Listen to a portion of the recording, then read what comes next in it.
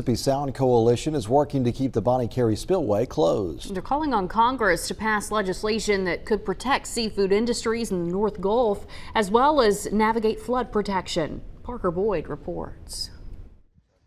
Oysterman Ryan Bradley says it was hard to recover after the Army Corps of Engineers opened the Bonnie Carey Spillway in 2019 and 2020. Hope I never have to see anything like it again. The spillway openings wiped out the oyster industry on the coast when it dumped large amounts of fresh water into the salty Mississippi Sound. Bradley says things have improved. Our oysters are finally starting to make a strong comeback, and we need to keep fighting hard to keep the Bonnie Carey Spillway closed. The Mississippi Sound Coalition is calling on Congress to pass the Northern Gulf Estuary Protection Act of 2025.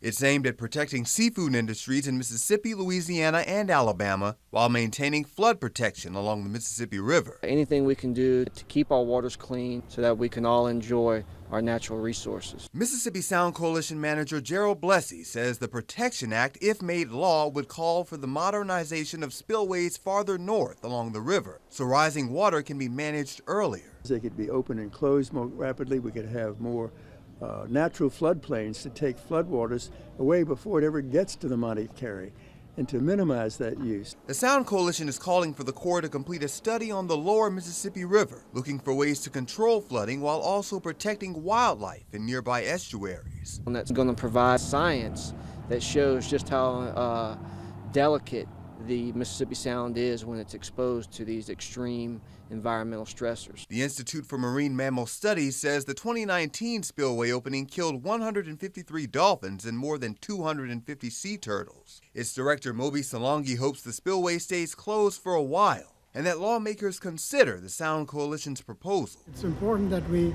have a plan and that we have a voice in it, and if the legislation has to change, then our leaders in Congress need to do it. Ryan Bradley says he's going to continue to sell fresh product as long as the Sound waters are healthy. Parker Boyd, WLOX News Now.